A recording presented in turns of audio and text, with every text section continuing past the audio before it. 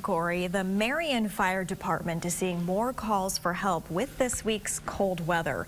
KCRG TV9's Abigail Curtin spoke with the deputy fire chief. Abigail, what does he say is the biggest issue in this cold weather? Well, it's carbon monoxide, also known as the silent killer. It has no odor, no color, and it's almost impossible to detect without a monitor. And as more people are turning on their heaters and stoves, more people are actually bringing it into their homes. Now, carbon monoxide is formed when fuel doesn't burn completely. This can happen in appliances like gas stoves, furnaces, water heaters, or fireplaces. And with too much exposure, it can cause headaches, dizziness, vomiting, and in extreme cases, even death, which is why Deputy Fire Chief of Operations Ryan Steffen says they've been on high alert all week.